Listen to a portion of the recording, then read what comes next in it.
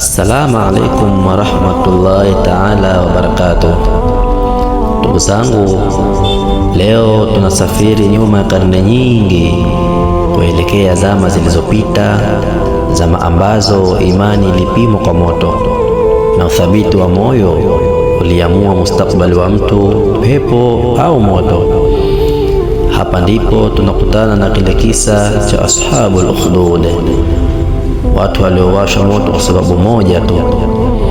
Waliamini kwamba Mola wao ni Mwenyezi Mungu ambaye ni Allah subhanahu wa ta'ala. Huu ndio ulikuwa mtihani wa ashabul ukhdud, watu waliochomwa miili yao kwa moto, lakini imani yao haikuungua. Allah subhanahu wa ta'ala ametueleza katika Qur'ani tukufu kuhusu watu wa moto, yani ashabul ukhdud. Lakini ili kufahamu ndani wake, turudi kwenye maneno ya kipenzi chetu Muhammad sallallahu alayhi wasallam aliyetuambia hadithi ya kijana ambaye alikuwa ni shujaa wa iman pamoja na mfalme wake dhalim. Hadithi hii ambayo Mtume sallallahu alayhi wasallam mwenyewe alieleza kwa masahaba wake. Mtume sallallahu alayhi wasallam alisema, katika zama za kale kulikuwa na mfalme dhalim aliyewatawala watu wake kwa nguvu na hila. Alijiona yeye ndiye mwenye mamlaka ya kuamrisha kila jambo. Aliwataka watu wake kumwabudu yeye na masanamu aliyoyapenda. Alikuwa na mchawi wake katika himaya yake ya kifalme, na mchawi huyo alipokuwa akizeeka akamwambia mfalme, ewe mfalme wangu, niletee kijana mdogo mwenye akili ili nimfunze uchawi wangu, kwani umri wangu umeenda sana. Basi wakamleta huyo kijana, na mchawi akaanza kumfunza uchawi wake wa kishirikina. Siku moja huyo kijana akiwa safarini kuelekea kupata mafunzo ya uchawi, njiani akakutana na mzee mcha Mungu ambaye pia ni mjuzi wa dini ya Allah subhanahu wa ta'ala. Kijana akasimama kumsikiliza yule mzee. Kijana akavutiwa sana na maneno ya haki ya yule mzee. Ikawa kila kijana afikapo hapo, basi kabla ya kufika kwa mchawi hukaa na kumsikiliza yule mzee mawaidha yake. Hatimaye kijana alianza kupata tabu ya kuchelewa kwa mchawi kwa sababu ya yale mafunzo kutoka kwa mzee. Mchawi alipogundua uchelewaji akawa anamwadhibu. Pia aliporudi nyumbani, wazazi wake walimkemea kwa kuchelewa. Kijana akamwambia yule mzee, ewe mzee wangu, siku hizi nikienda kwa mchawi huniadhibu kwa kuchelewa, na wazazi wangu nao hunikemea pia ninapochelewa kurudi. Je, nifanye nini? Mzee akamwambia, ewe mwanangu, nisikilize. Ukienda kwa mchawi, basi sema nimecheleweshwa na familia yangu, na ukienda kwa wazazi pia sema nimecheleweshwa na mchawi. Siku zikakatika, kijana huyo ikawa anapata elimu mbili tofauti. Siku moja yule kijana akiwa safarini, njiani akakutana na mnyama mkubwa akiwa ameziba njia ya kupita watu. Hapo ndipo kijana akapata fursa ya kupima imani hizo mbili. Akasema, leo nitajua ni nani bora, mchawi au yule mzee. Akachukua jiwe na akanena, ewe Mola wangu, ikiwa jambo la mzee ndilo nalolipenda kuliko la mchawi, basi muue huyu mnyama ili watu wapite. Akatupa lile jiwe, likampiga mnyama, na kwa miujiza ya Allah subhanahu wa ta'ala, basi yule mnyama akafa na watu wakapita. Hapo ndipo msingi wa imani ya kijana ulipoanza kujengeka. Alianza kulinganisha maneno ya mchawi na maneno ya mzee wa haki, na akaona kuwa kweli upo kwa yule mzee. Kijana akarudi kwa mzee akamsimulia ilivyokuwa. Mzee akamwambia, ewe mwanangu, leo umekuwa bora kuliko mimi, na kwa hakika wewe utajaribiwa. Basi usipokubali ukafiri, naomba usinifichue mimi, yaani usinitaje. Kijana akakubali. Kijana alianza kufahamika, akajulikana kwa kutibu wagonjwa, vipofu na wenye maradhi makubwa, ila si kwa uchawi, bali ni kwa amri ya Allah subhanahu wa ta'ala, kwani imani yake aliomba dua na kumtegemea sana Allah subhanahu wa ta'ala. Mmoja wa washauri wa mfalme ambaye alikuwa ni kipofu pia, naye kijana akamponya kwa idhini ya Allah subhanahu wa ta'ala. Lakini kijana akamwambia, hujapona kwa uchawi wala kwa uwezo wangu, bali umepona kwa amri ya Allah subhanahu wa ta'ala. Basi muamini Mola wangu. Yule mtu akaamini na akawa muumini. Habari zikamfika hadi mfalme. Mfalme akamuuliza yule mshauri wake, ni nani aliyekurudishia macho yako? Yule mtu akasema, Mola wangu. Mfalme akasema, hivi wewe una Mola mwingine isipokuwa mimi?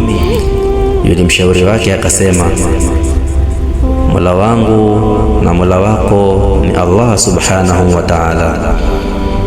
Mfalme akakasirika, akamtesa sana, mpaka akakiri kuwa imani yake ilitoka kwa yule kijana ambaye ndiye anayemfunza uchawi.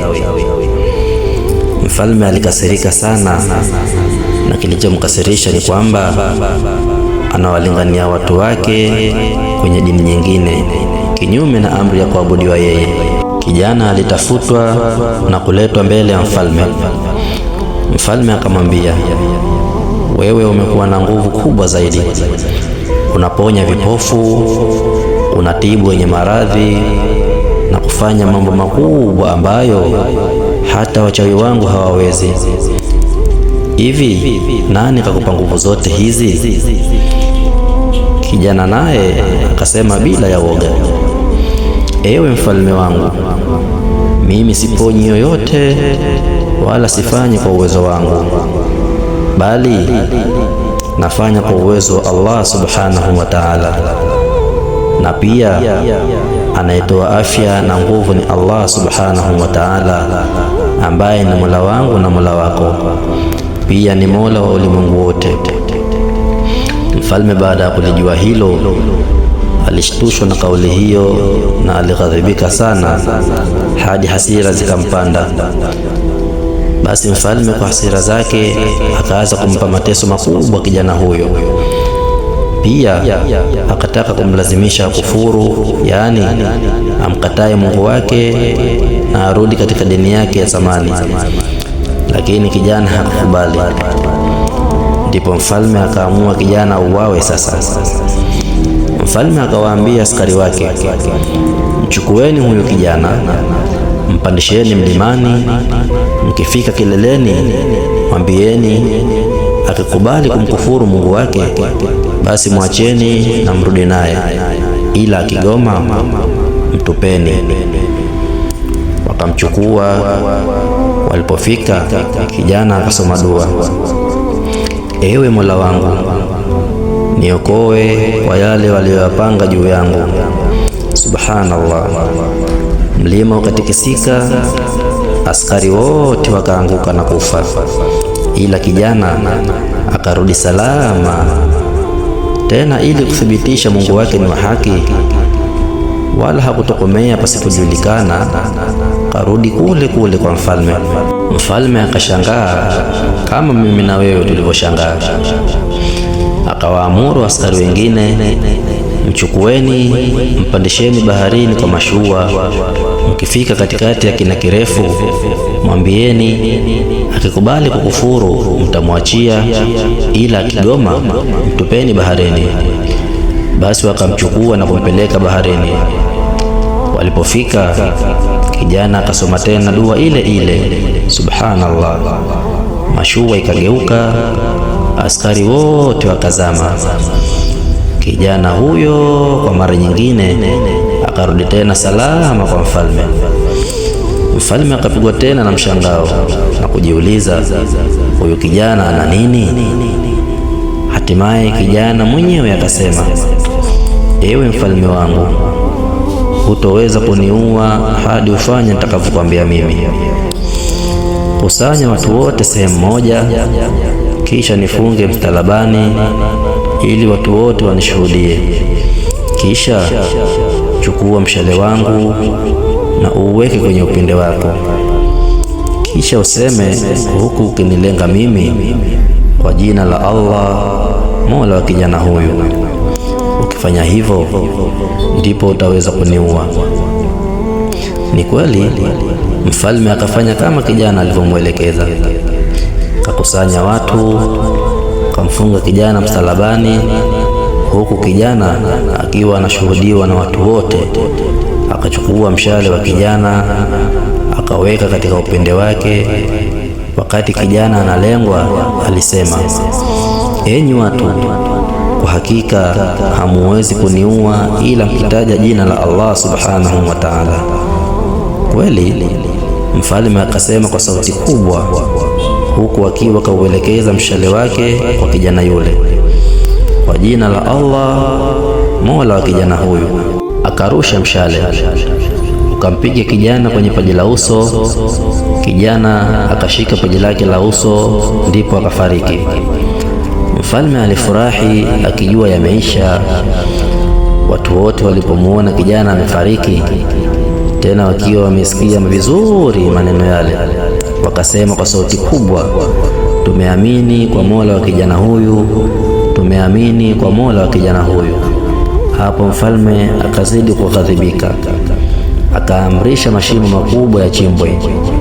Wakachimba mashimo makubwa ardhini, yakajazwa kuni nyingi na moto mkali ukawashwa. Qur'ani tukufu inatuthibitishia hilo kutoka kwenye sura Al-Buruji, sura ya 85 aya ya 4 hadi ya 8. Baada ya a'udhu billahi minash shaitanir rajim, bismillahir rahmanir rahim.